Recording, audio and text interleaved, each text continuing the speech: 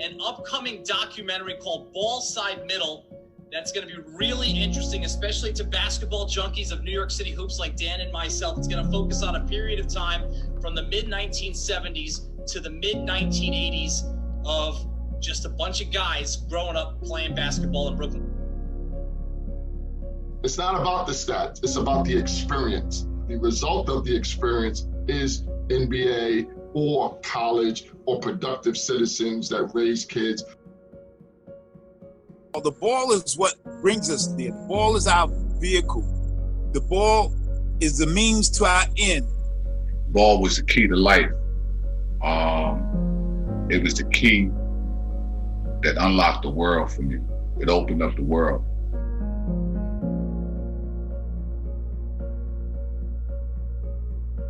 Once we get the ball, then we could clear out any interference. When we do what? When we pass the ball to the side. So all the obstacles that may be in our way, in the middle of the court, we go around them. And then in the middle is in your core, is this basketball that will never leave us.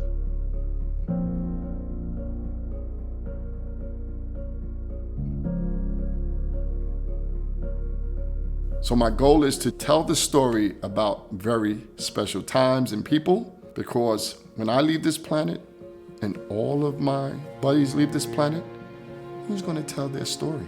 That era will be erased because no one will be around to tell the story. Yeah, there's some articles out there, there's a few pictures, but how the story goes, there's nobody going to be able to tell it. So that's my goal, to get this story out before this generation of people, my generation, leaves the planet. There's time and timing. See, this is the time, but your timing is so on point. For those of us who from 1975 to 1985 navigated the mean streets of New York City, Brooklyn in particular, from Fort Greene to Bushwick to Bed-Stuy to CI, our experiences mirror an important chapter of the Black American story.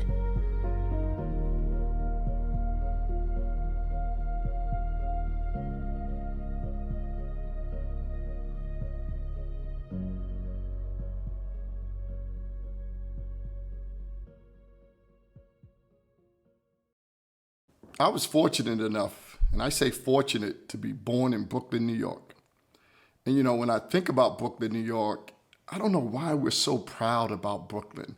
Like everywhere I go, it's like, I'm from Brooklyn, and we put an emphasis on it. And I don't care if I'm in Virginia, North Carolina, Vegas, wherever I go in this world, I am so proud of Brooklyn. Brooklyn, New York in 1960s is when I was born. I was born in 1962, so that was really probably in the, not necessarily the middle of the civil rights movement, but it was near the end. But what did I know? I was a little kid.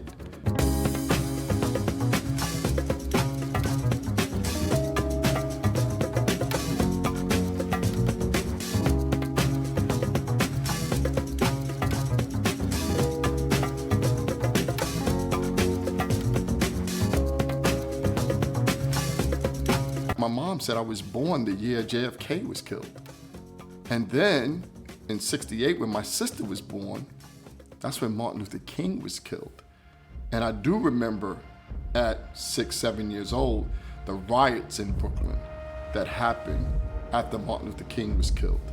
I do remember just the neighborhoods being destroyed and parents telling us not to go outside because it was just a lot going on. The cry of black power is at bottom a reaction to the reluctance of white power to make the kind of changes necessary to make justice a reality for the Negro. I think we've got to see that a riot is the language of the unheard. And what is it that America has failed to hear? It has failed to hear that the economic plight of the Negro poor has worsened over the last few years.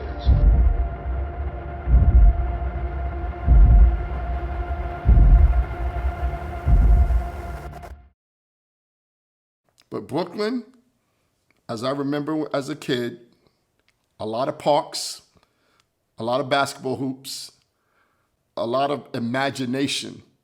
And I also remember growing up in Brooklyn and watching TV and for the first time seeing a program with all black people on it.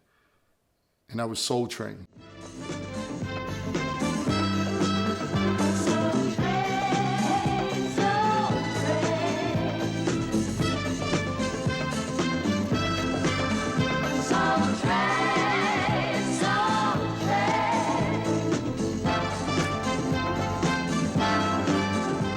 And it was like a family ritual. Saturday mornings, everything stops. We all go watch Soul Train. And then, of course, we try to dance like the Soul Train dancers. And I remember that. And everywhere I lived was a lot of kids. I lived in the projects. So there was always a bunch of kids on every single floor and every building next to you. And you had like your morning routines where you played with your boys and you did like Skelsy or flag football or two-hand touch or baseball or basketball with the garbage cans. But then in the afternoon, everybody hanging out in front of the building and, you know, whether you're cracking jokes, doing the latest dances or whatever, that was sort of our growing up.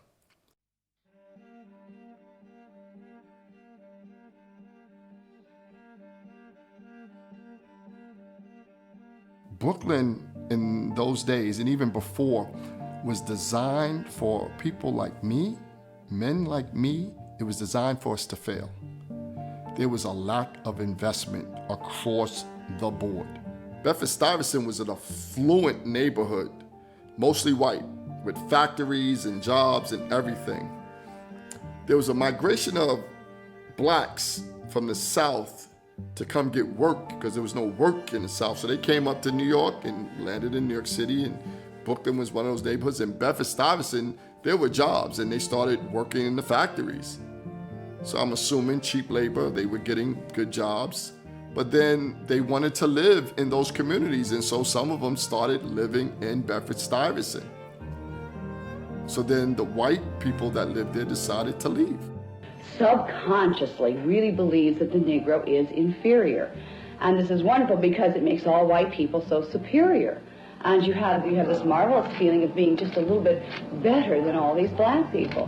And consequently, when you have the black people moving into your neighborhood, it suddenly, the bottom drops out. I mean, if these people can move in, then obviously your neighborhood is no longer really very valuable to you. But then they closed down the businesses. Now the blacks don't have jobs. So now it goes from a thriving community to a poor community. And then after all that, Robert F. Kennedy, the brother of John F. Kennedy, came and visited and said, what's going on here? I want to see what's going on in Bedford-Stuyvesant. So he came up with something called restoration, which is to restore a neighborhood. The senator says that he realizes because of Vietnam, there isn't enough federal money to rehabilitate Bedford-Stuyvesant. Senator Kennedy and his staff have developed a new bipartisan program aimed at breathing new life into the area. Simply put, the plan is a systematic attack on urban poverty, starting with the idea of convincing private enterprise to invest massively in the ghetto. When you take kindergarten kids and put them on a bus for an hour and a half, now, when they got a school they could walk to 5 minutes away, now that's wrong. Right?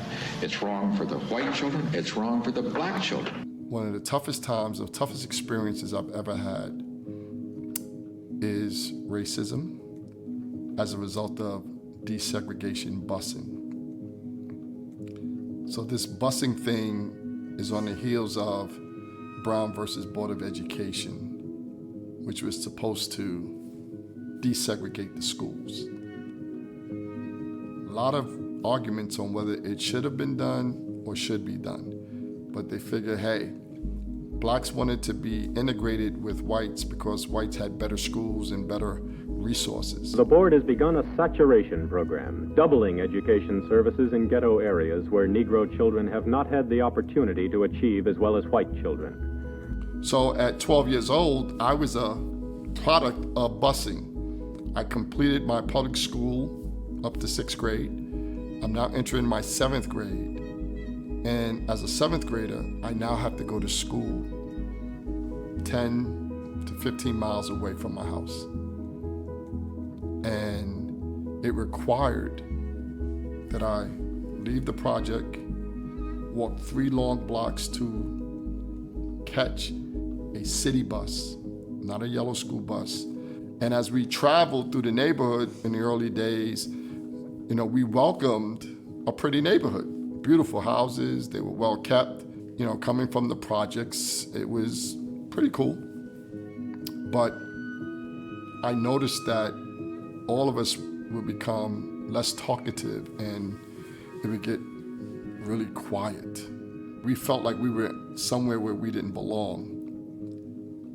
Almost like freedom riders. White and black people are never going to get along, so they should just stay apart, Like kids from this neighbor go over there. Why can't they go over there? Right, they're busting all the niggas in here. We got kids from East New York, Flatbush, Brownsville, and Bedford-Stuyvesant being bused to this particular junior high school that I went to. And we're on our way home, and then we hit that turn where people can get on the bus, and we noticed there's some high school kids on the bus, about 7. They were standing there just staring at us. And the next thing you know, they started hitting us, and they had brass knuckles, and they commenced to just beating our asses. We were shocked. Nobody expected that. The craziness of the white boys, running you home. Right.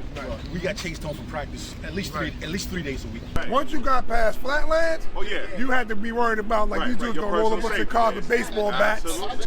I went to Erasmus. We went to Midwood, FDR and stuff. I had a 45 in my bag. That's what we actually did back, The last day, I graduated from the school in 8th grade, and I decided to go back to get my report card. Me and about 6 friends, we go up there early in the day, and we're trying to get back home, and there's no special. So it's a regular bus. So we get on the regular bus, but we see these white kids coming at us and picking up the pace, and they coming out. We say, okay, here we go. We can't even leave the school in peace. And as it get closer, fortunately, the bus comes, we jump on the bus. And then they pull out a BB gun, bust out all the windows. We hit, glass hitting me, hitting all of us. And we're like, oh my God, now we gotta get off this bus, because when the bus gets damaged, we gotta get off. And now we know we're getting ready to fight. And they got a weapon. Bus driver, he said, I'm not gonna let nothing happen to y'all. We just gonna keep going, keep down, keep down, keep down. And he drove us out of there and got us to our community. I vowed to never, ever step foot on that campus again because of all the racism I experienced at 12, 13 years old.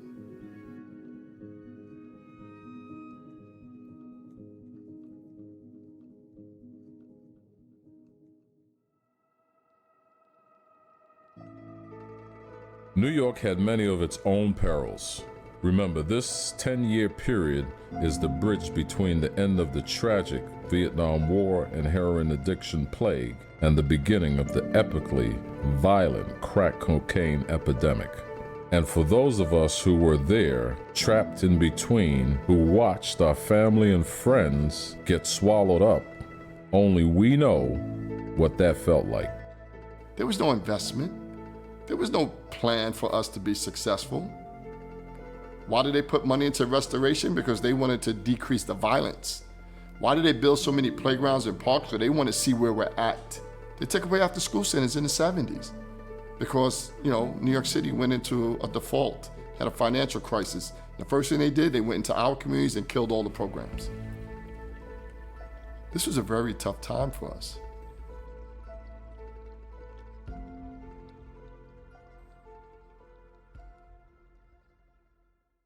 I finally got an opportunity to go to the parks. And I used to go to the parks with my dad. My dad played a lot of pickup ball at Foster Park, which is a very famous park. And when I got there, everything was big. It had 6 or 7 courts. The rim was high, 10 feet high. I'm used to playing on garbage cans.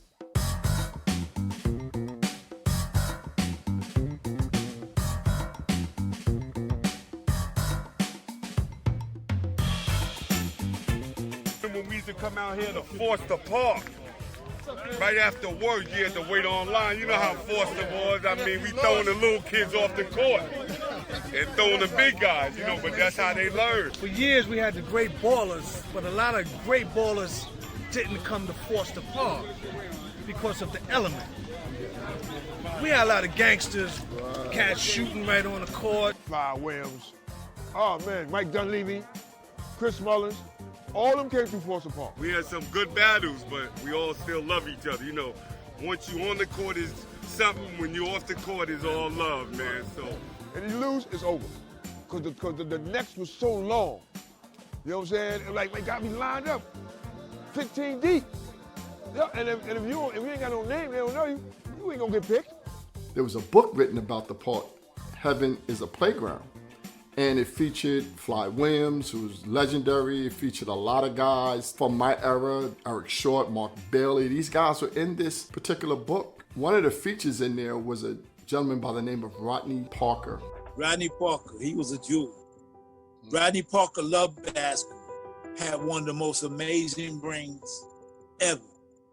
You know, what I'm doing is just a small drop in the bucket compared to what needs to be done. I mean, I may put 15, 20 kids a year in school, you know. There's hundreds that need it, you know. And I just picked the chosen few, the kid that happens to be better than the next kid, the kid that happens to jump higher, quicker, shoots better. well, Ronnie used to take me all over and play different places, and he sent a lot of people away to school. He just was a good dude. He loved the game. He helped hundreds of kids with no money, not asking for no money. All he wanted to know is if you wanted to go and you love basketball. That's all. You can tell on the way they play, it's like the whole life's depending on that basketball game. It's like all they have, really. He was providing opportunities for young men, and the colleges were investing in unknown product. These were guys that mostly dropped out of high school or played 1 or 2 years of high school. They weren't all city, they weren't all Brooklyn. They were just, average good basketball players that just needed opportunity. If you could play a little bit and you wanted to go away, he would try to help you. I just came into the playground before, and a kid comes over to me and says he wants to go to school. I get letters, I get kids calling me up all the time. I get recommendations. Everybody wants a chance.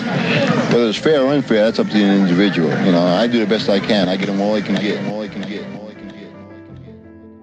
So at the age of about 11, we had a cop that came to the neighborhood named Dennis Fitzgerald.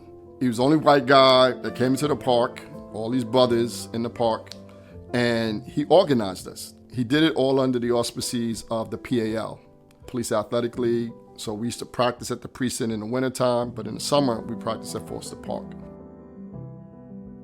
For 30 years of my life, I lived in Brooklyn. Born and raised there, learned the game of basketball, met a lot of people. And at 30, I decided to leave. And I pretty much left because the crack epidemic was going crazy.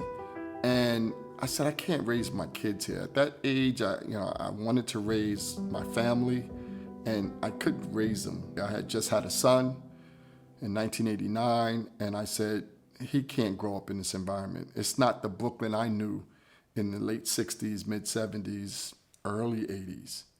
I can honestly say the reason why I have to tell this story is not for gratification of Craig Booth. It's I owe it to Brooklyn. I owe everything to every experience I had, good, bad, or indifferent, to Brooklyn. And I leave Brooklyn at 30, and I spend the next almost 25, 26 years giving Brooklyn to people in Virginia. That is why I'm giving this story to Brooklyn, because Brooklyn made me, saved me.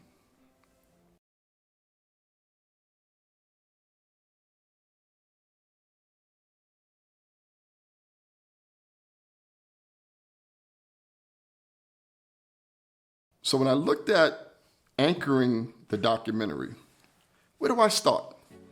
I'm born in the 60s, early 60s, started playing ball, 68, 69. Knicks was winning the championship. Oh man, the good old days. 72, the Knicks win the championship for the last time.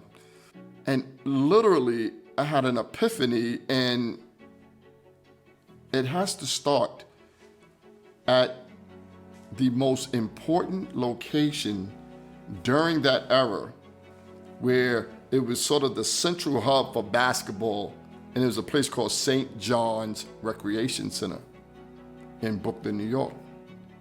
And St. John's sits in the middle of Bedford-Stuyvesant, and everything basketball happens at St. John's Recreation Center, and adjacent to it, St. John's Park. And at the age of 11, I got exposed to that location. And from that point on, my life changed when it came to organized basketball.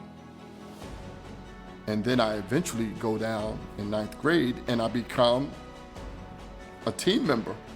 And my basketball career starts taking off. I start getting better. I start getting more confidence. So I said, that's a good place to anchor the story. So if I'm going to talk about St. John's Recreation Center or St. John's Park and all the tournaments and the teams and the activities that were going on down there, then I got to talk about Lester Roberts. Ordained the godfather of Brooklyn basketball. And I don't think anybody has ever been ordained that title since. Not as long as I've been living. He is the godfather, or let's just say was, the godfather of Brooklyn basketball.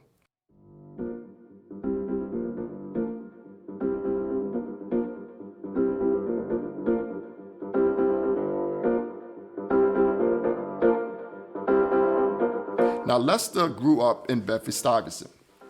And, you know, he's born in the 30s, somewhere around there. Not specific to exactly when he was born, but Lester loved to play basketball. And Lester was known for doing what old school dudes did back in those days. They learned how to shoot basketball set shots with 2 hands. Lester used to hustle guys for shots, you know, make money. I guess they were shooting for quarters and things. Now, I'm telling you, in the 60s, 70s, quarters was a lot of money. You know, you get a quarter, you can get a whole lot with a quarter. Well, Lester was the most organized guy I ever saw.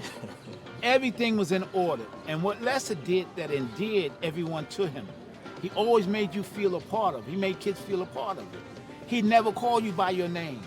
Everybody to him was Rook. He might not, he just see you walking. He just, come here, Rook. And he called everybody Rook. Come here, Rook. And you go over to him. You got a lot of dummy in you, son. You know that, right? Just crack you up and make you laugh. I met Lester at 14 years old. It was the end of my freshman year of high school, and that summer I went down to try out for one of his teams. And I made his team. Oh man, Lester was the best. You know, Lester was a really good person. You know, had a great heart and love for people. Let's just say Lester got the party started. He created the Citywide Youth Basketball Organization, ultimately the Citywide Basketball Tournament. Now, citywide, imagine the word citywide, it means that the entire city eventually participated in this tournament. Now, what made it so big was, think about it, New York City probably back in those days had 5-6 million people. Brooklyn was considered the 4th largest city in all of America, but Brooklyn's not a city. Brooklyn's a borough. So Lester was able to create an event that all the city participated in. And ultimately, when you did well and you got to the championship, you were playing at a college, and then eventually you were playing at Madison Square Garden, where the Knicks play. Citywide basketball was the greatest tournament that we ever had in the city of New York. And I say that because all the talent in New York was able to play. You could go to school and be academically ineligible to play in school, but in Citywide, everybody could play. You saw everybody. You saw guys like Ricky Sobers. We would have never saw Ricky Sobers. Ricky Sobers didn't play high school basketball. And he went on to NBA. He had a great college and NBA career. It was because of Citywide basketball. Brooklyn Citywide was the bomb. So again, at 11 years old, I played in my first tournament, which was Brooklyn Citywide. I'd go down there, I think we had a weeknight game, and it was packed. You know, so Citywide was a big thing, but he's thought through Citywide, I can teach people how to keep the scorebook. I can teach people how to referee, because Lester was odd, because as much as he loved coaching, he also loved refereeing. And most guys will tell you, they don't want to referee. Most coaches hate referees. They don't like referees. Their job, they think, is when they go to a game, their job is to argue with the referee. So Lester was showing them, if you want to be a great coach, you need to learn how to referee. So I go to Lester. I said, Lester, I want to coach. He said, okay, you got to go to referee school. I go, Lester, I don't want to referee. I want to coach. And he goes, no, you have to go to referee school. And so me and Lester going out, and he tells me, he said, listen, you got to go to referee school so you can learn the rules. Because what you think you know, you don't know. He got me into refereeing. And I've been refereeing basketball for 32 years because of Lester Roberts. And Lester told me, if you want to be the best coach, then you have to learn how to referee. I said, I don't want to be an official. He said, I don't want you to be an official. But at least you're going to know the rules and you're able to talk to guys. They look at you differently. You know, people look at me differently because I'm able to talk to them about things that happen on the court, not just gibberish. Now, Lester also, as a referee, he spent a lot of hours teaching people how to ref. He's breaking the game down, which most successful referees would tell you. They spend most of their time analyzing what just happened during the game. So Lester's doing that because he's got Citywide going on, and he's also got a big organization that he built. First one he built was Sports Unlimited. But the reason why Lester and his partner, Timmy Vincent, we have to give him some credit, created Sports Unlimited was because there was funding coming to the city. So Timmy Vincent was very astute and knowledgeable about all the opportunities to fund youth programs.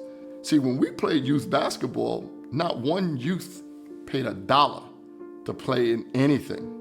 Whereas today, parents are paying thousands of dollars for their child to play because the world has changed. Nobody's giving money to youth like they used to. Now, Lester and Timmy creates Sports Unlimited, that ultimately they create a store, Sports Unlimited, which uniformed everybody. Now, Lester's genius and Timmy's genius kind of morphed into Brooklyn, USA. What I've learned is that Brooklyn, USA was created because of the bicentennial. And the bicentennial was the 200th anniversary of America. That bicentennial gave Timmy and Lester the opportunity to create Brooklyn, USA, and more funding for the program. So what Lester did, he put together a group of coaches to coach at every level. He had Coach Lloyd, Coach Biddies and Midgets. He had Rat Perez, who coached high school. He had Tony Suarez, who coached college, pro-am. Billy Thompson, who coached high school. And then he had a guy like me who assisted all of them. Lester was the guy who pretty much started Brooklyn, USA. And he had so much respect from Ray Lloyd and everyone else who was involved. He was the pyramid of knowledge that everybody drew from. Oh man, Lester, I tell you what, he was the heart and soul of Brooklyn, USA.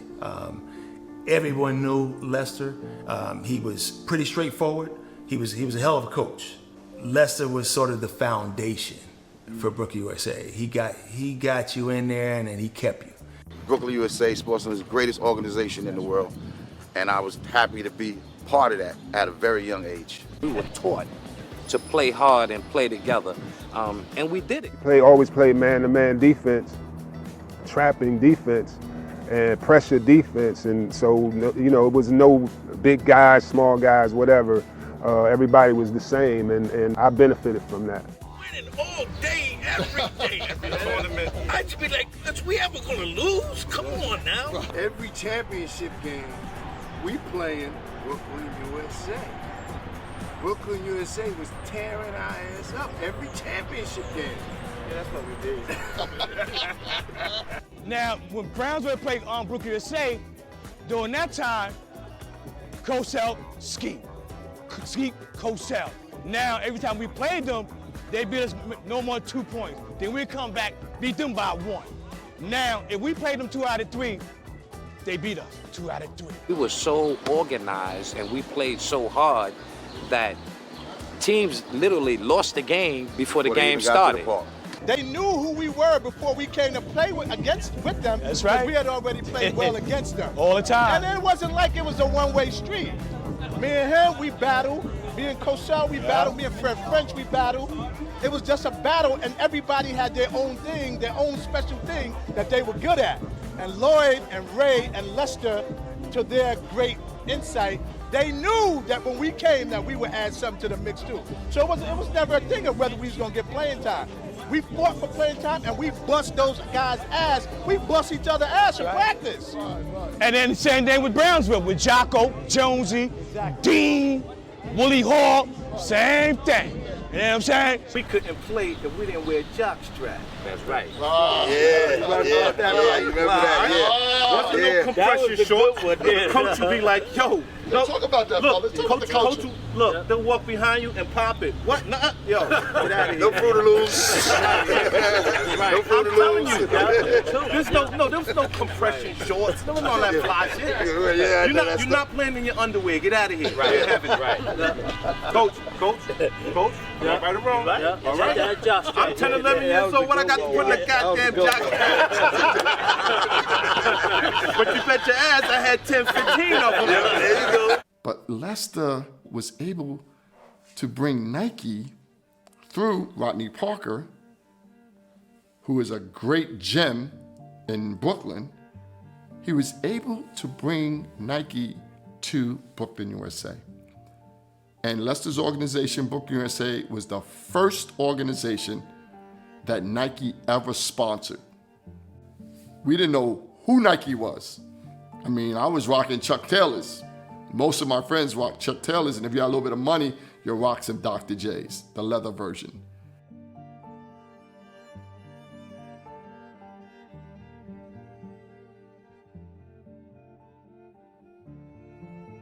Now, Lester's doing extremely well. He's got Brooklyn USA going. He's got Citywide going. And he's got this brand new referee organization that him and some of the other African-American referees decided to put together. It's called SABOA. Now, SABOA is reffing all the tournaments in Brooklyn. And Lester's using this platform to train officials and develop officials to one day climb the ladder, to get an opportunity to ref in college and also to ref in the NBA. Now, if you dial the clock back into the 70s and the lack of representation African-American basketball officials at the NBA or at the NCAA, wasn't many of us. It was like a sprinkle here and there. So seeing the unfair treatment and the unfair opportunity, Lester and the SABOA gang, let's call them that, get together with some other officials, because there now is a SABOA in Manhattan and the Bronx, so now SABOA is big. And they said, let's petition. Let's petition the NBA, let's petition the NCAA and say, hey, we need more representatives. We have some great officials here in New York City that can ref those games. We ref those games every single day. So it's a huge petition. And to my understanding, lawyers got involved. And when the lawyers got involved, they decide to settle. NBA doesn't want this to get out in the papers. That's why there's no court documents. There's nothing out there that actually you could research to say, did this really happen? But there are many witnesses to it. The interesting thing, though, the petition that went into those offices was supposed to be signed by all of the gang, the SABOA gang. And only one official put his name on the dotted line. And that official was Lester Roberts. Now, the NBA settles, and when the NBA settles, what happens? They give an opportunity for African Americans. So they bring in a vice president of basketball officials development. Everybody could have assumed that Lester was going to get the job. Lester didn't get the job. They could not use Lester as the test case because Lester wasn't a college graduate. So they could always use that. So they used Cecil Watkins, who was a college graduate. the way he organized, the way he was able to train people to keep the books, the clocks, the stats, the way he was able to train coaches and train referees, his ability to execute, you would have thought he had his PhD. But he didn't. He was a high school dropout. They used that to eliminate him. So they could say, hey, we love you, Lester, and now here you one hell of a referee, and you've developed a lot of guys, but you gotta have your degree. So it actually could be both things. I can eliminate you on paper because you don't have the degree, but actually I'm pissed off at you because you came at us. And I would say Cecil did a very good job as far as bringing in African-American talent to the referees in the NBA. And two Brooklynites really benefited from this program. One was Ronnie Nunn, who went to Brooklyn Tech High School, was a star basketball player back in the 70s, and then eventually goes on and plays in college Division I basketball. And then he gets this opportunity to become a NBA ref, and he refs like 20 plus years and becomes the supervisor of all referees for the NBA for a number of years. And one other was Mike Henderson. Mike Henderson, Brooklyn guy, went to Wingate High School, and he played D2 ball at CW Pulse. Then he kind of fell into refereeing and did pretty well and had a good career as an NBA ref. And those two guys from Brooklyn were part of the referees that sort of diversified the NBA. So that opened doors for us. The little small things, a lot of people didn't know about that. But that's how progress is made. And where did it start? A guy like Lester Robinson, community guy. So now Lester's hurt by this situation, and Lester's gotta sort of figure out, like, I don't wanna be in this situation ever again.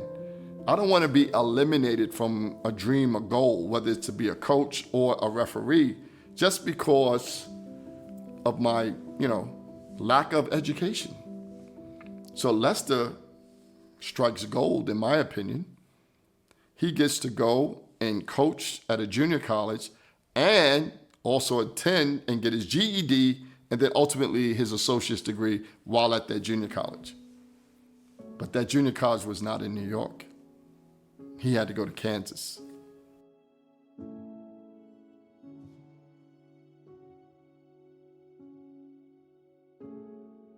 When Lester left, that was the heart, that was the rock of the organization. So that's how we kind of fell apart a little bit, not having Lester there to guide us, you know what I mean? But not, so it kind of hurt us. And when we look back on it, you know what I mean? Because if Lester don't leave, then I think, we still up in the organization. Because he was the backbone. Right. You know what I mean? He was our leader. Whatnot, you know what I mean? And you use your leader, things start changing. Right. Not knowing that was going to happen, but it did. He was the godfather. And you know what a godfather is? The godfather is the leader. He led everything. Citywide, Saboa, Wheelchair Classic, which was the ultimate high school all-star game, founded by Hank Carter in Queens, brought to Lester Roberts to be organized and developed and to get the players. And Hank Carter credits Lester for its success. So Lester says to me, and I never forgot that, he says to me, Hank, I'm not coming back no more. And I said, what do you mean you're not coming back, Les? He says, you don't need no more. I said, Les, we're always going to need you. Because if it wasn't for you, we won't be here right now. So he's in Kansas, and now he has an opportunity from Dale Brown, who's one of the top college coaches at the time at LSU. He's got an opportunity to go to Louisiana. Dale Brown did that because he knew Lester Roberts was the man for Brooklyn, USA. And he wanted that connection so that he could come in and recruit kids out of Brooklyn, USA. Things didn't work out. He hooked Lester Roberts up with a guy from the Parks Department in Baton Rouge, Louisiana. The guy takes Lester, doesn't know anything about him, but he takes him on his word, puts Lester in the center, and the center he had, like we have this is St. John's Park. St. John's Park for New York City is huge. But down in Baton Rouge, this is a doorway, that's all. In Baton Rouge, he had football, soccer, baseball, track, swimming. He had everything, boys and girls. But what Lester did was went down there, he just showed out. See, the difference is when Lester was at St. John's, Lester didn't work there. So now he can go to Baton Rouge, Louisiana, and get the keys and be given an opportunity with funding and facilities, and to be able to take his St. John's visions, his visions for Brooklyn, and expand it threefold. What he did for Brooklyn, USA was unbelievable. But what he did for Baton Rouge was 100 times more. He created a life for himself bigger than what he had at St. John's. Lester was the king of kings among us. Right. And since God, Lester may have been the most important person that New York City ever had.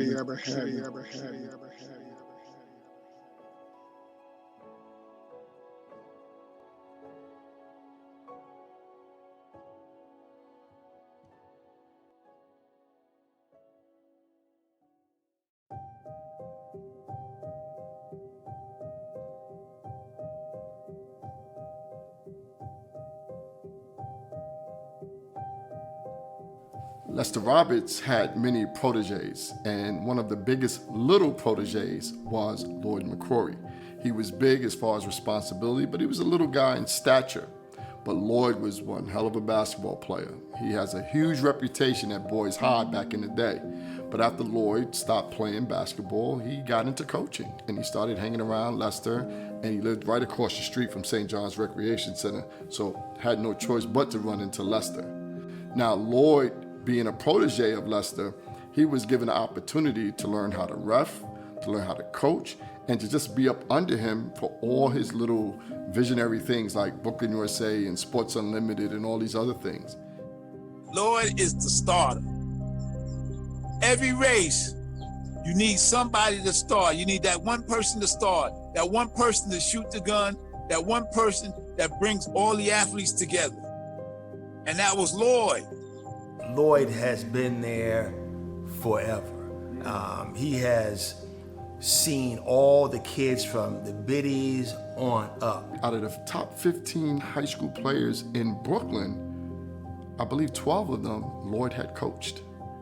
Lloyd brought in all the kids. He brought in Ice, he brought in Beetle, he brought in Cosell, Albert King, all those guys.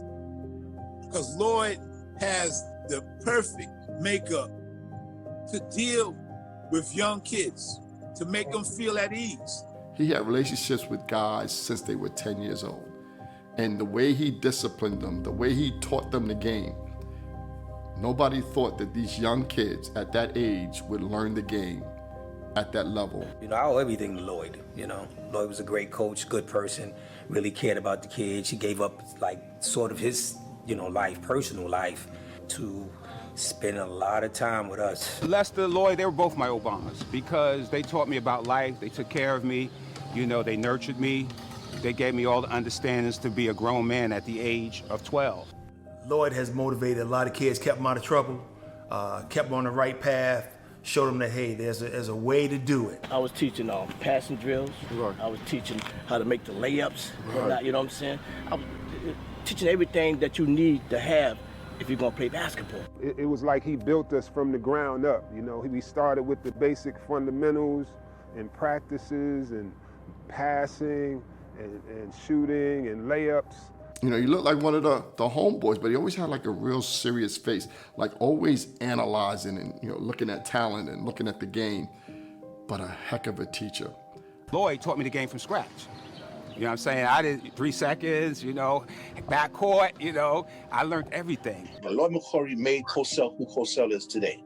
You know, because without him, I still would have been me.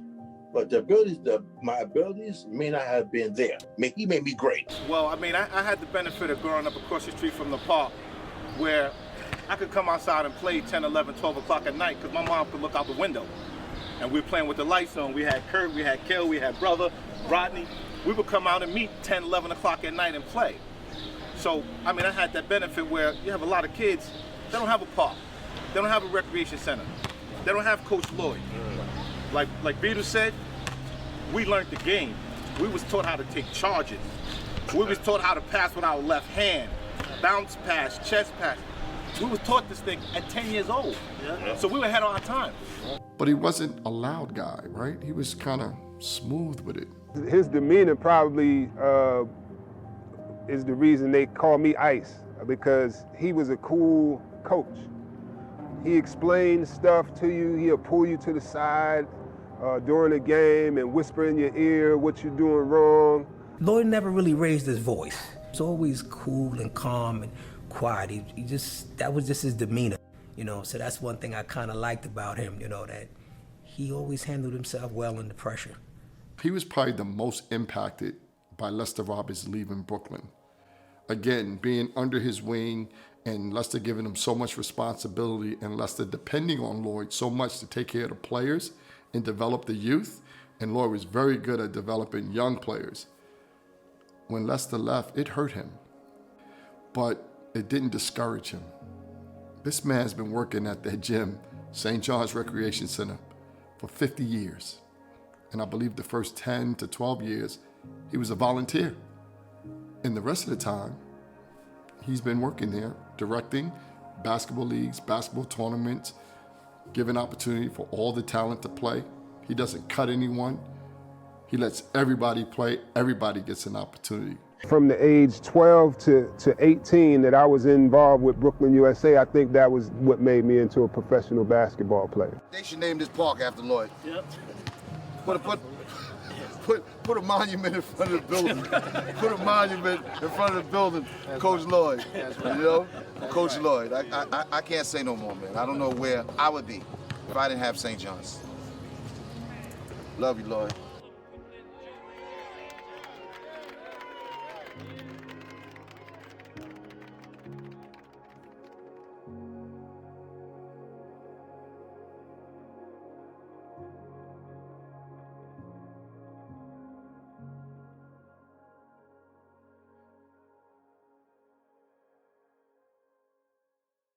Jump from the rock in the middle of the night. Jump from the rock in the middle of the night. I make a head call and I'm ready to fight.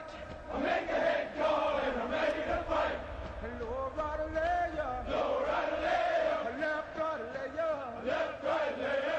Low right lay ya. Low right lay ya. Left right low. Left right low. Here we come. Here we come. Drill instructor. Drill instructor.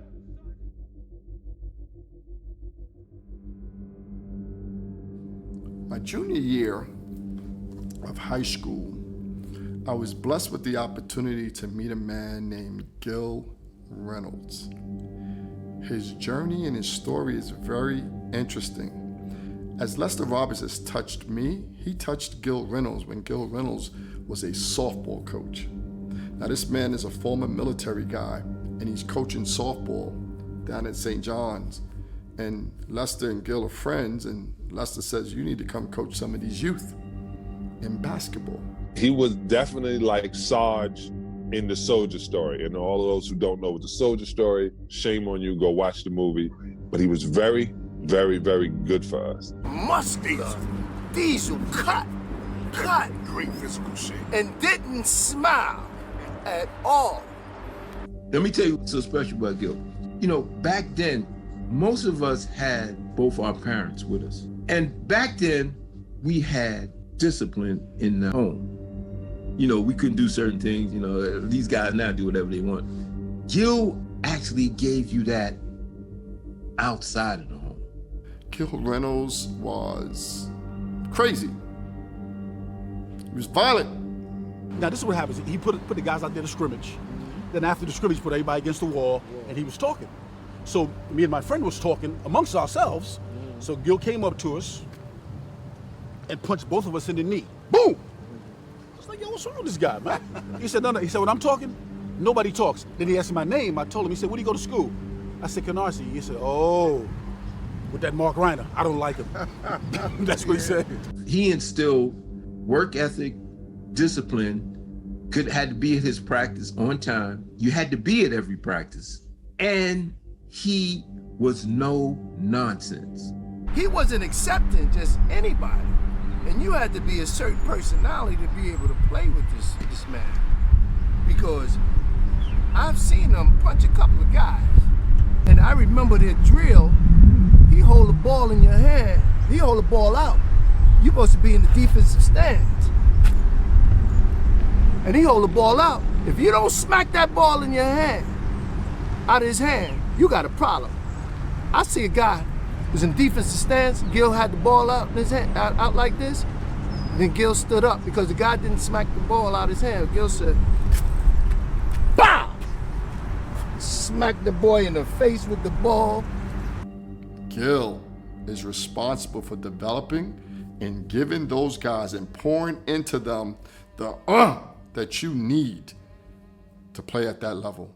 He would yell, I would listen. He was mostly teaching, and he was just always wanting everybody to know, pay attention to him, be fearful of him, don't be fearful of this, don't get out there in the street. I just love that he would constantly give us all of that energy and time. Gil was altogether different. The other thing Gil had that I don't think anyone had is the respect. Each borough, everyone knew Gil, man. Gil Reynolds was probably the only coach that people would come out to the park to watch coach. You know, I mean, people would come out, so-and-so might be playing, it didn't matter. If Gil was there, he brought a crowd just to watch him coach. You know, and the last thing you wanted to do was get embarrassed. That's true. Because that walk to the bench after you done threw that bad pass, that was like probably the longest walk you ever take. One thing about Coach was the younger guys, he taught. Right. The older guys should know better. He would teach you individual skills, but the basic fundamentals, he felt like he could be playing another kid that he can give more time to rather than teaching the kid a layup. He would say, I'm not going to give you all these things you guys think you're supposed to have, sneakers, shirts, and everything, but what I'm going to do is give you knowledge. I'm not like those guys like Louis Dalmado or that other guy in that Riverside Church. What you're going to get from me, you're going to get knowledge. Gil becomes the most instrumental basketball coach of the era. He has developed more NBA players out of Brooklyn than any other coach. I seen him be surrogate fathers to kids. I seen that. I saw that for my own. I saw guys that wasn't going to school that was going to school because they thought, you know, coach had the opportunity to send them to college. I've seen it firsthand, him changing people's lives. Everyone wanted to play for Gil. And Gil would have us in that gym 3 hours and talk about spacing, hit the open man, be able to dribble and throw the ball off the dribble when everybody else is telling you, don't pass like that. When everybody else is telling you, don't be creative with your game. He was really focused on getting the guys to be the best that they can be. You made me physically a monster. Don't back down from nobody. I don't care how big they are. You see what I'm saying? So now I took that with me. Like, yo, Gil said I could do it. Boom. So I'm like going against guys 6'8", 6'9", pushing them around. So I was like, oh, I said, okay, Gil was right. I mean, his resume includes Bernard King, Hall of Famer, Albert King, NBA player, Lorenzo Charles, NCAA champ, NBA player, John Sally, NBA champ, college All-American, high school All-American, Pearl Washington, NBA player, Jeff Houston, NBA player, World Be Free, NBA player, Jocko Jackson, NBA player, Sid Green, NBA player. As impactful as he was, it's sad to say, and I may be the only one that will say it, that we did not celebrate his life the way it should be celebrated. You know, Gil Reynolds, Lester Roberts, Ray Haskins, Ted Gussis, all these guys should have some sort of statue and a park named after them. The fact that he gave those guys whatever the medicine or the ingredient they needed to succeed at the highest level, he sort of died as if he never existed. But he is a name that if you say Gil Reynolds and you played in that era, he was simply the best coach during that era.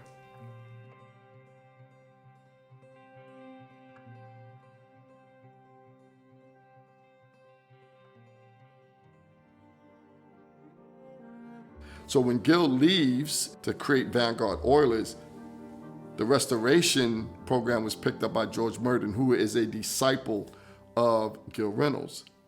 So Murden takes care of the youth there that decided to stay and continue to develop in Bedford-Stuyvesant. Murden takes over the program.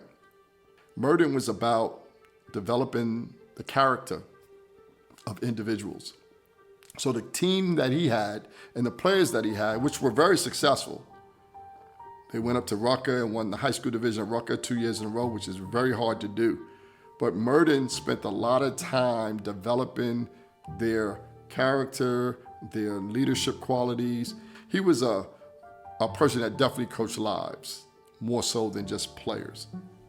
So he is definitely another one of those unique individuals that should be cemented into the history of Brooklyn basketball. You think it's just about a basketball game? A basketball game? I'm like Allen Iverson. You're talking about practice. Yeah. You're talking about a basketball game when someone don't even have food to eat. You're talking about a basketball game when a kid doesn't know how he's going to get his education. You're talking about a basketball game when you got drugs and people getting shot around his community. Those are things that are very important. So the coaches got to get away from just wanting to win games and win lives. This man had no resources. So what does he do? He goes to the park, gets a permit, and locks down the park, all the courts, and he runs camps and clinics. He takes guys that can't play, takes guys that can play. He could take a kid that only knew soccer and wanted to play basketball and turn him into an NBA player. We're talking about Rolando Blackman. I was 2 blocks from my house at the end of my leash. So I wasn't gonna be going to Foster Park. Ted was there and had the knowledge, showed the care, had the trust of the neighborhood. All the parents understood exactly what was happening, that what this guy was doing with our kids before and after school with that kind of a thing. And Ted's own personality just had you gravitate toward that because he gave a damn. He cared. Ted was a community coach. A community coach has an advantage over somebody who may have went to school and then they just come and coach. We coach in the community first. He transferred the information that he would share with us is something that could be transferable and duplicatable. That's what's different in a lot of different coaches. When you really coach, that means you have other coaches that's done what you've done. I mean, Ted played at Canarsie High School, one of the top high schools during the era. And Ted was teammates with World B. Free and Jeff Houston. He played with guys that can hoop. And Ted was just phenomenal, and he had humble beginnings. I was learning basketball, yes, but I was also learning about life. I was also learning about life. Sit up, speak to people, just make sure you do your homework, get your stuff together. I was looking at everything that he said, listening to everything that he said when he said to put the ball down, but get your head up. You know what I mean? Switch from hand, feel the ball. Don't be stiff with it. You know what I mean? Move your shoulders, have the opportunity to move. Just every inflection. He could take a skinny kid who didn't play in many tournaments or anything and turn him into a NBA champion. I'm talking about John Sally. When I got to Ted Gustis, I never forget this. He goes, when you're on your left here, you gotta step on the roach with your left foot first, and then step on the other roach with the right foot, and then jump over the other one. So literally, I would dribble with my left hand, step on the left roach, step on the right roach, jumper. That's how I I know it sounds so crazy. Ted probably gonna be like, I didn't say that. You said it. Not only where you had to be there in the morning because you had to get up and come in the morning to go play, but it was teaching the different principles also too. Be on time, respect, value your parents, this and that and the other, while teaching you the game. Ted gave you what, if you want more, Ted was there to give you more, using all of his time before, after. I don't know how he had so much time to be in the neighborhood to being able to help, but he just didn't help me. He was helping all the rest of the guys in the neighborhood too. Life wasn't easy for Ted, but Ted took negatives and turned them into positives by giving back to the community. Then he goes on and comes out of the park in the playground, gets a high school job, becomes a phenomenal high school coach. One of the first black coaches to coach at a private school, Nazareth High School. Then he coaches at Bishop Loughlin. Then he becomes the PSAL director, which is the Public School Athletic League. He becomes in charge of all the high school ball in Brooklyn. Barney Davis introduced me to this ball.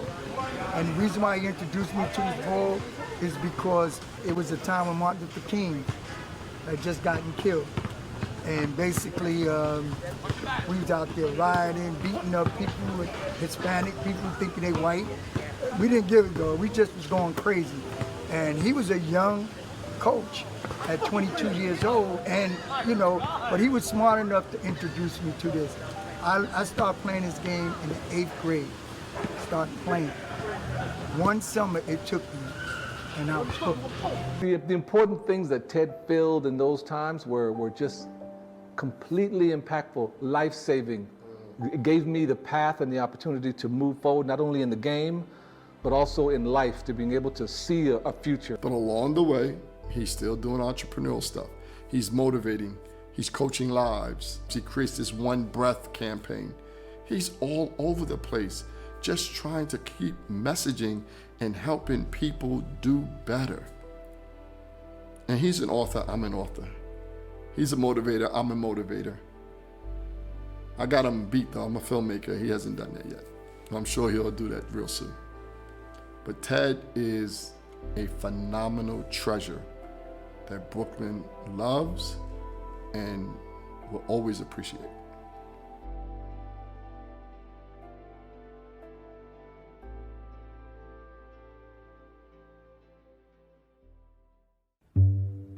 There used to be 30 banks in the area when I was a kid. Now there's only 2 in Brownsville. Any other neighborhood, you wouldn't see that. You'll see people that may be coming from work or coming from business to business and doing their thing, but these people are having a rough time. And that's the problem. So why you see so much high crime in this area? Because there's no jobs in this area. Brownsville, Brooklyn is a pretty tough place.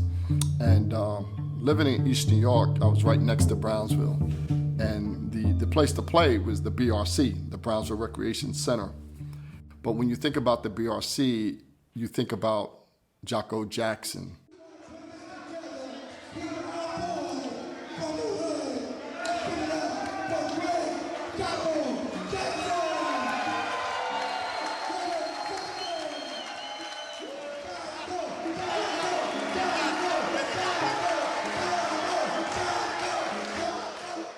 Former NBA player Greg Jocko Jackson has made it his mission to turn what used to be a playground of violence into a safe, welcoming environment. So in 1997, I came in with a new plan, with a new team, with new ideas and new ambitions, and I had a chance to do it.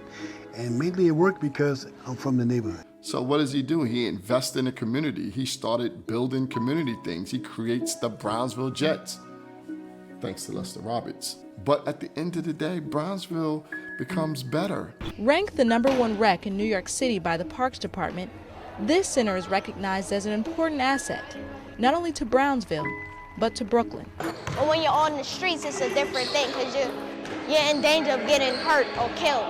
So I think this is a good place where project kids could come here and chill out. If we're gonna talk about, Greg Jocko Jackson, it has to be about the things he did here. I mean, this building is a small part of it, and the building is a beautiful place. And there's so many things for so many people.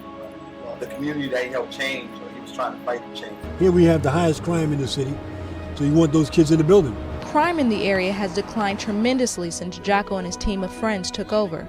making a crucial turn for the better. We're just trying to force it. We got to force feed people. We got to force feed them hope, because hope left a long time ago. Now we got to get it back to the neighborhood, you know? He starts creating activities. He starts improving what we have. And I don't know if Jocko created it, but he damn sure blew it up, which was Brownsville Old Timers Day, which really becomes the godfather of all Brooklyn reunions.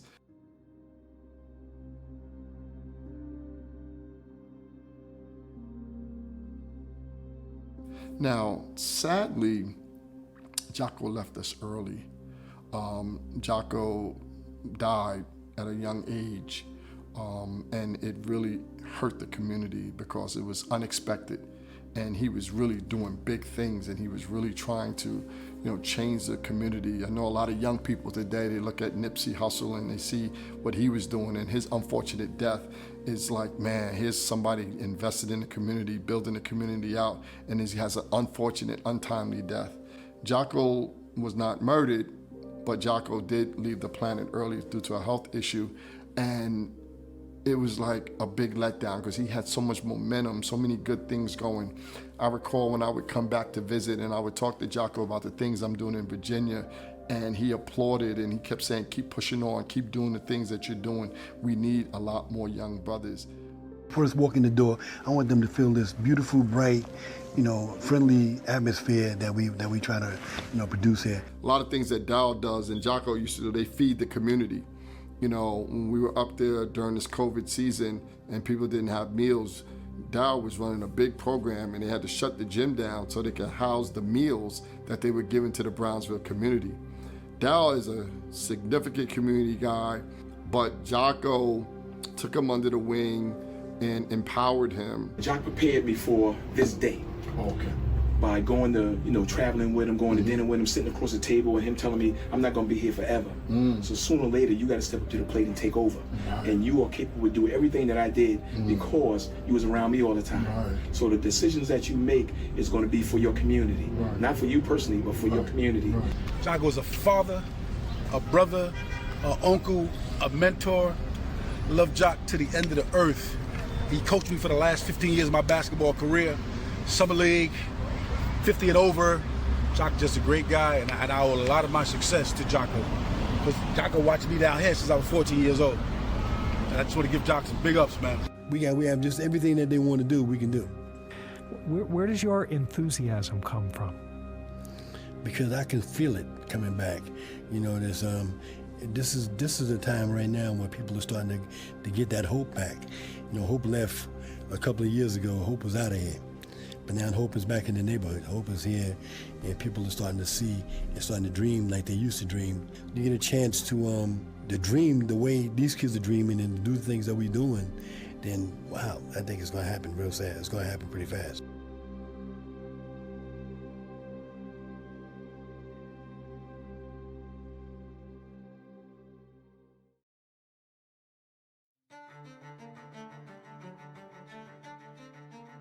The city as a whole, man, had so much talent that the world was better off for it. These colleges were better off for it, pulling some of the talent from New York.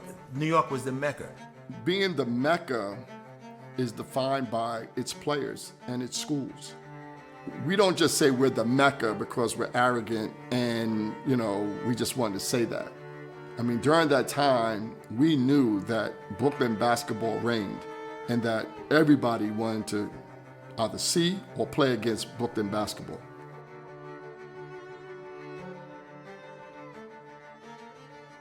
So when it comes to the high school ball, and let's just talk about the beginning of the era. I mean, 1974, 1975, we had Lafayette High School. Lafayette High School was ranked #1 in the country. Now, unfortunately, they lost in the city championship game to Taft High School. But the very next year, the same team came back and ranked #1 and 2 in the country was Lafayette and Canarsie High School, both Brooklyn high schools.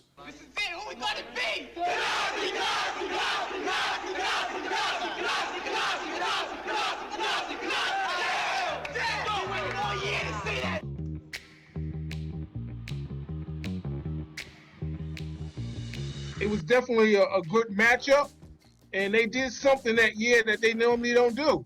Because two Brooklyn teams not supposed to play for the city championship. They wanted us to clash. We had to play Canarsie. Canarsie had to play us. We went in with the notion of we weren't going to leave 23-1. We was on a mission. We had already lost one city championship, and we were juniors when we lost that. So as seniors, wasn't nothing going to get in our way. Canarsie was undefeated. We had one loss. So, and if we would have beat them, we would have been the #1 high school team in the country.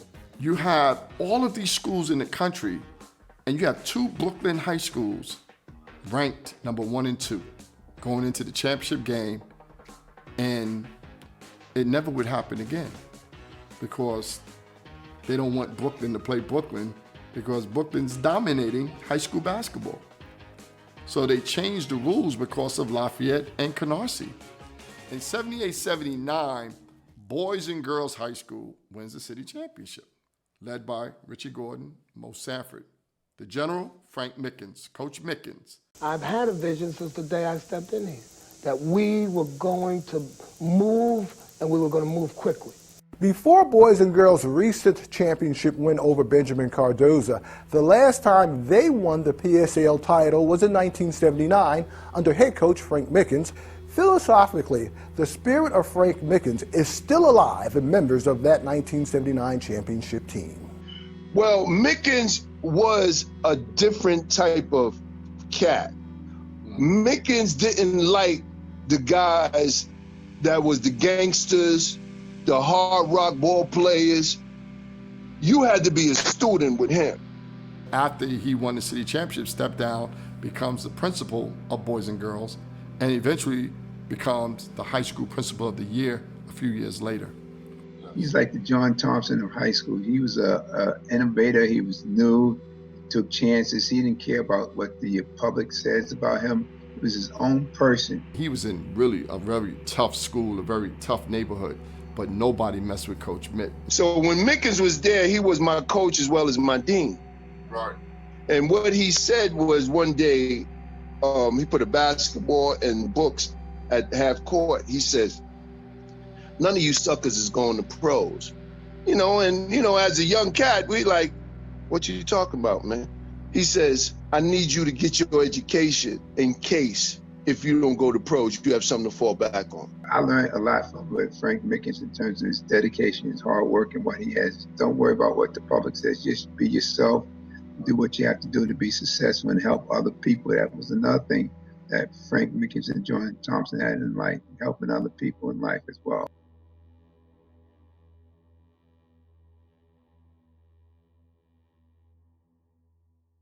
My name's Kevin Woods.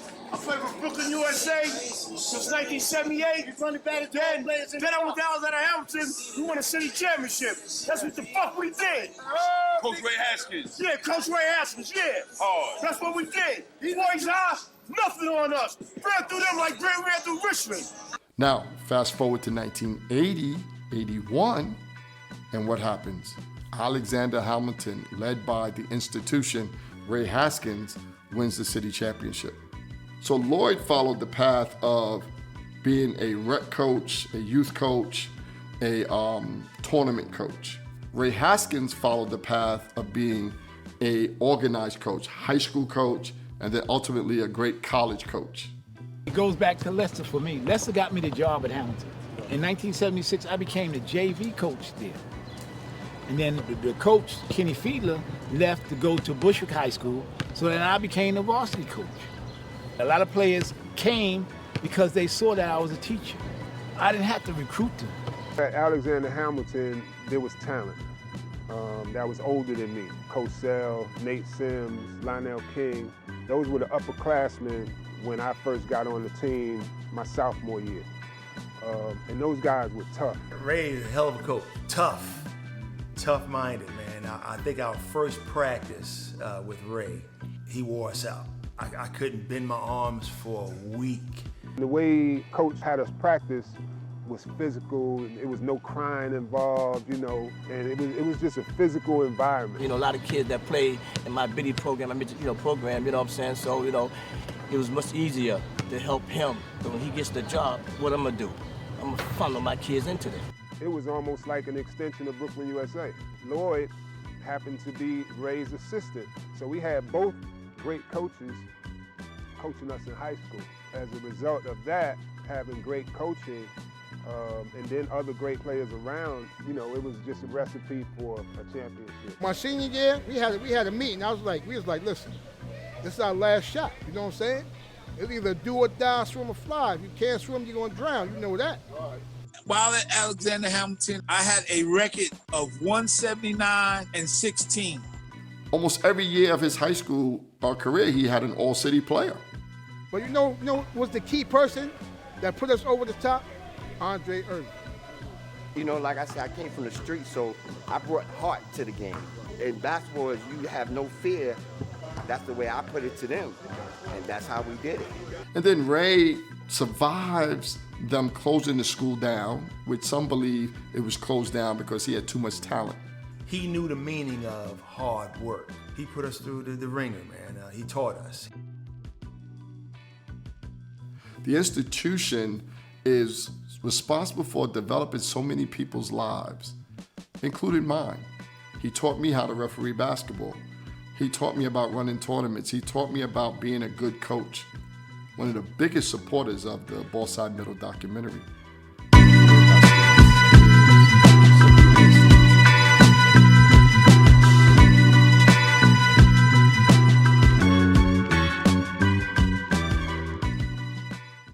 So now from that 10-year period, we've had 3 city champions, and we had one team that lost in the city championship, but also appeared in it twice, which was Lafayette High School.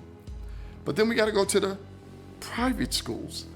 You go to the private schools, in 1979, Nazareth High School wins the city championship, led by Stuart Granger, and a host of other guys like Arturo Brown.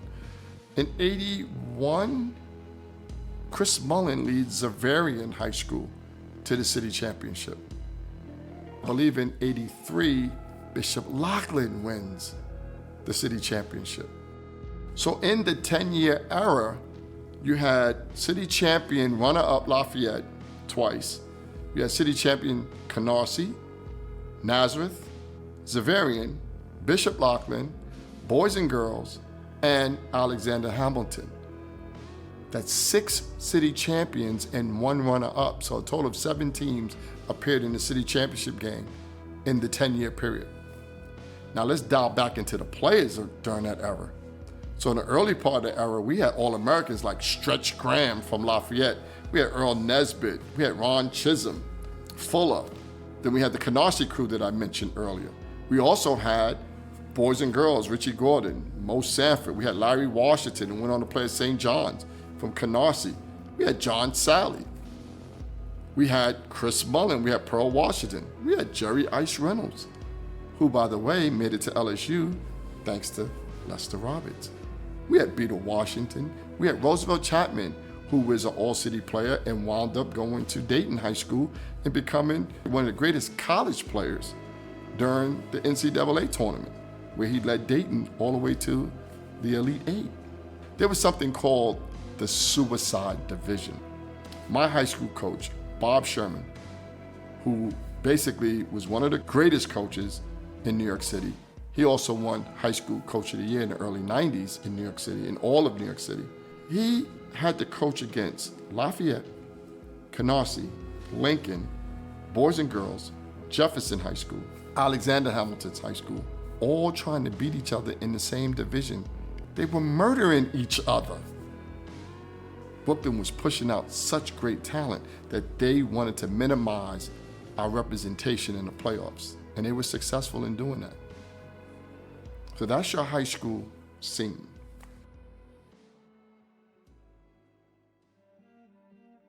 Now, in Brooklyn, which was great, we had a lot of colleges in Brooklyn.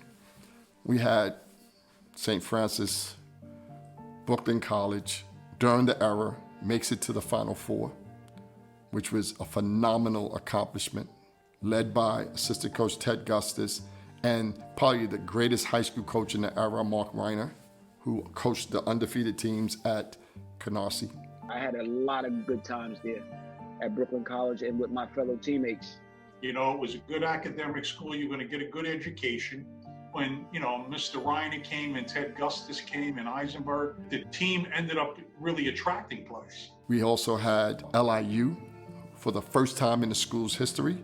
Downtown Brooklyn, LIU makes it to the NCAA tournament, led by a host of guys that came from other schools or came from Brooklyn high schools to represent. You had Earl Fuller, you had Eric Short, you had Rudy Johnson, you had Gerard Burns, Riley Clarita, Russ Davis. You had some great players at LIU. And they continued to win throughout the era when they added on Coach Ray Haskins and other players that came home to play for Brooklyn. I never thought that I would come back and go to LIU, you know, but I seen a lot of my friends going there. When I went to junior college in Atlanta, you know, I thought I would go further, you know, had other offers. I wound up back at LIU. So I wound up coming home because that's what I knew. That's where I wanted to be. At that time, I wasn't ready to be other places. So that's what brought me back to LIU. And for me, I grew up in Lafayette Gardens, man, where my people come down there to Brooklyn to see me. So for me, it was that simple. And then I got to put it out there, and these guys know about it. We got checks every month. My family came to every game. Playing there, you know, was like, you know what, I'm home. It's a very comfortable environment. Playing there made it even better because the fellas from the neighborhood were coming to the games. So, you know, I got my own little section, and every single one of us had our own little section, about 20 guys, you know. All the fellas, whether it be the winos, I was giving tickets to everybody, you know. But the whole community were there to support me. And the same thing he said about the stipend. I lived at home. It was a 20-minute train ride for me in Brooklyn. So LIU, I picked LIU.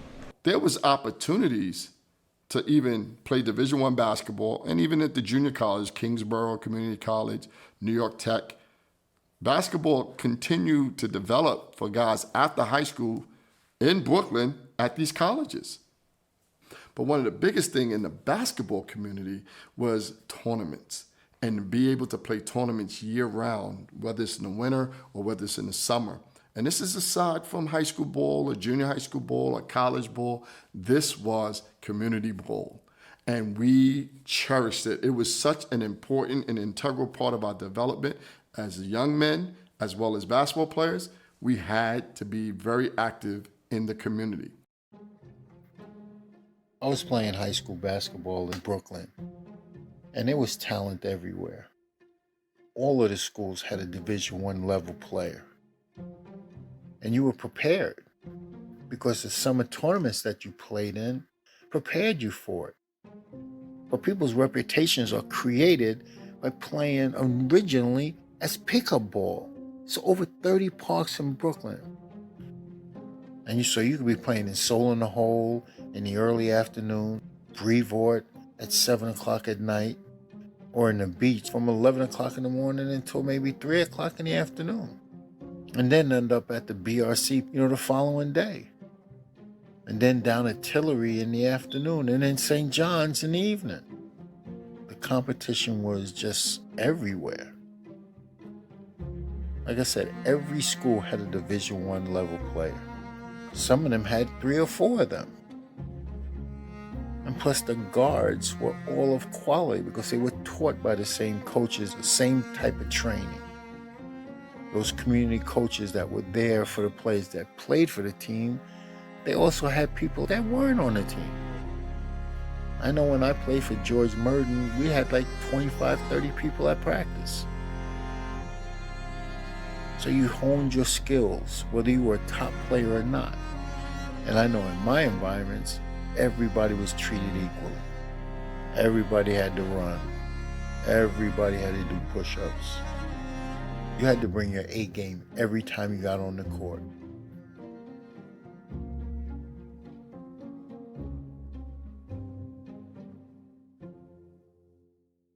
I'm going to give you one example, and there are 3 tournaments that really resonate during that era. Now, don't get me wrong, and not to disrespect 50 or 60 other tournaments that people had played in that era, but 3 tournaments during that era really stood out to me. One was definitely Brevoort. The Brevoort Sports Foundation in the heart of Bed-Stuy, in the heart of the Brevoort projects, with lights on at night. We had a Coliseum, they called it, and the best talent in Brooklyn. Also Manhattan, New Jersey, Queens, Philadelphia, Baltimore, all came to play in Brevoort.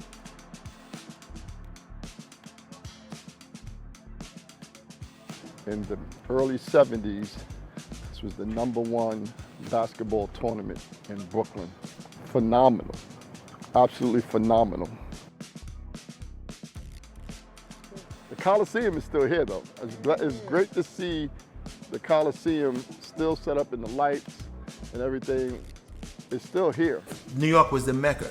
I mean, I love playing at Brevoort. You know, that to me, that was a hell of a place to play. If you were somebody, you played in Brevoort. Mr. Hank Trotman was one of the founders of the Brevoort basketball tournament, better known as the Brevoort Sports Foundation. To have a project like I wanted to start with basketball because the grounds, the facilities were already there. And I said to them, why can't we put something together that's worthy, not just a basketball tournament, something that's special and unusual.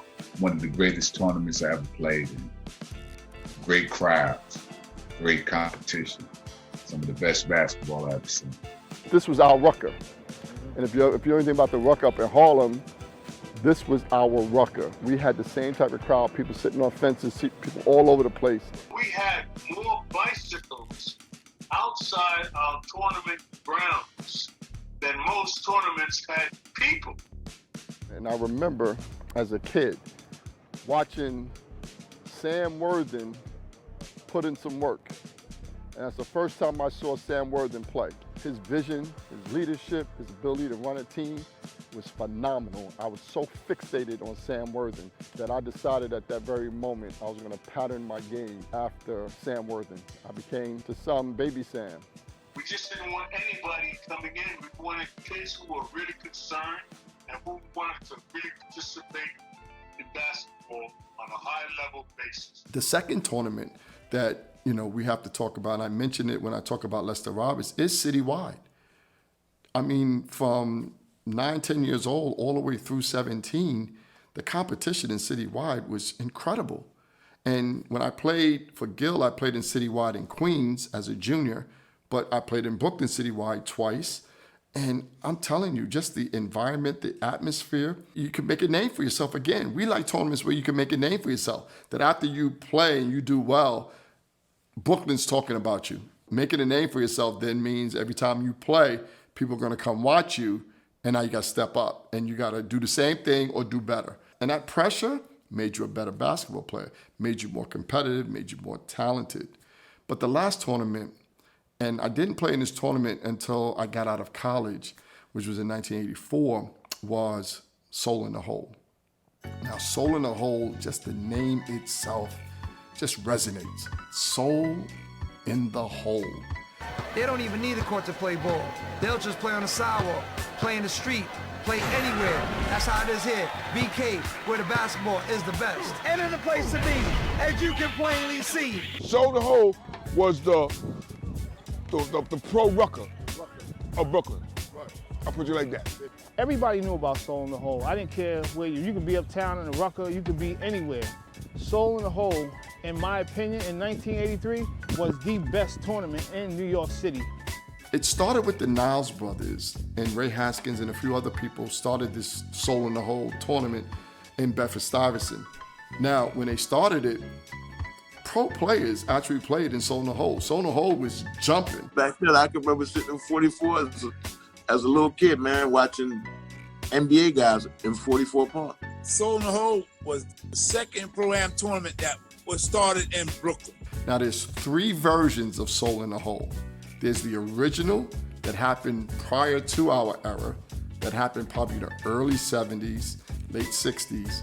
And then there is the one from the Ballside Middle era, around 1980 to about 1986. third one, which is the movie Soul in the Hole, that featured Kenny Kings and a lot of other great basketball players. When he played power forward for me, he had Jerry curl. Yeah, but he good, man. He had that coming to America look. Yeah, but Soul in the Hole was one of the roughest. That was the best tournament in Brooklyn at that time. They had 23 teams. 22 of the teams were loaded. Yeah, everybody came. Everybody was loaded. There was no weak teams in Soul in the Hole. Did not go to no tournament, no BS, because you get blowed out. And we did it to some teams. You had to come correct here. You know, don't come at all, because you'd be embarrassed. You wouldn't be able to go back home. You know, you'd hear about it for years. So. No matter which era of Soul in the Hole, it was crazy packed. Every major game, especially the playoffs and the championship. Well, he's talking about the there goes our coach too. I just want to say we're the only team that went undefeated in Soul. No, I went undefeated. Oh, they did. See, they went after us. Yeah, after y'all won it. I went. What team? We're not in Brooklyn. We're big. Co-star, no sin. What do you have to do with that? Don't worry about that. That was after us. Me. That's after us. Coach, know that. Coach. That was after us. That's after us. That was the younger stuff. That was after us. You know why they broke up Soul in the Hole? Because of the violence. Yeah. It got so bad where they started shooting here. Yeah. And people started running away, so the city of New York said, you know what? Take away one of the courts. That's what they did. Put a handball court. You put a handball court there. You know, we didn't have that. We were more together. Yeah.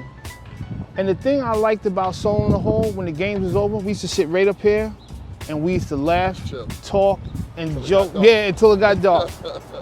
We didn't talk no violence, we didn't talk nothing. We talked about the game. It was a decent conversation. Now, these kids today over here, especially over here, it's too much killing going on. I do want to say that those 3 tournaments are 3 that really stick out for me. Not disrespecting the 50 or so other tournaments that we played in or won, but those 3 tournaments really showed why Brooklyn was the Mecca of basketball.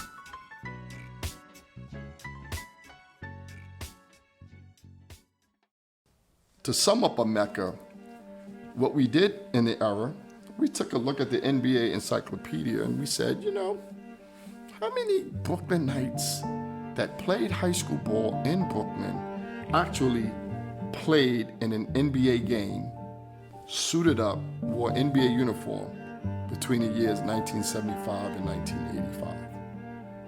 32 individuals that played their high school basketball in Brooklyn played for an NBA team during that era. That doesn't count the numerous, probably twice as many that were drafted. That doesn't even include the ABA guys, because there was a couple in the ABA. Fly Williams, Roger Brown. 32, it's never been done or heard from. Well, let's just say from 2000 to 2020, in a 20-year period, we only had 16. 16 Brooklynites in the NBA. And of the 16, only 8 of them played at a high school in Brooklyn. So you see the decline. But back in our era, 32 individuals and Hall of Famers. What else can we say?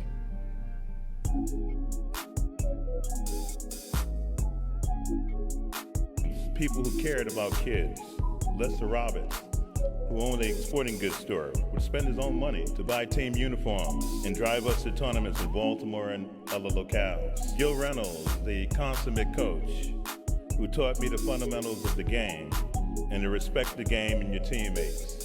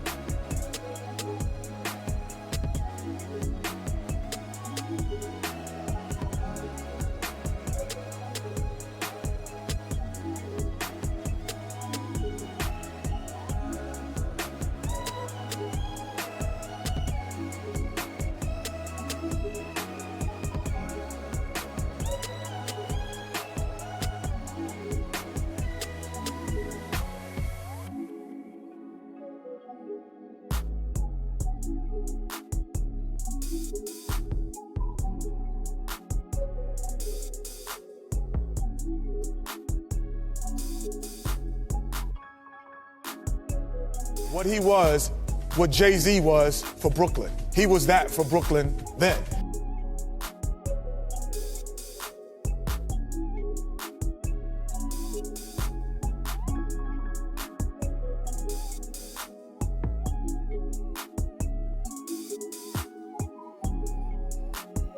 Two words, New York City. That's home, always will be. Great memories, great basketball players that come out of there.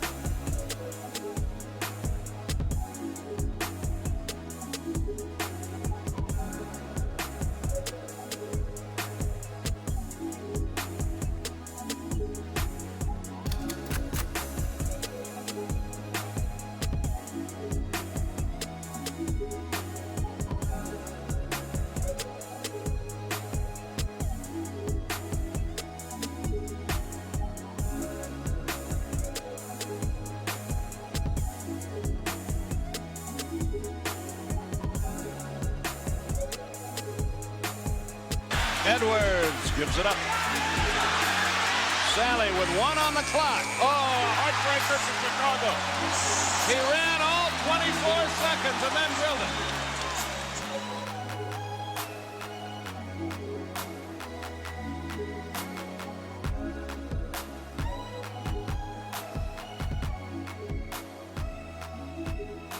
The time.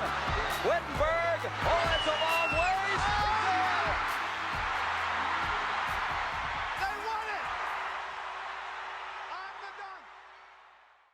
So when I put it all together and I'm doing this film and I'm just saying, I have managed to accomplish and do everything that Lester did and the way he did it, because he also left Brooklyn and gave Brooklyn to Baton Rouge. Coach Booth left Brooklyn and gave Brooklyn to Virginia. But the one thing that connects our soul and why I anchored the story at St. John's and why the first person I needed to talk about in the history of Brooklyn basketball during the ball side middle era, which is Lester's drill, ball side middle. And it is the first drill I give to everyone in Virginia.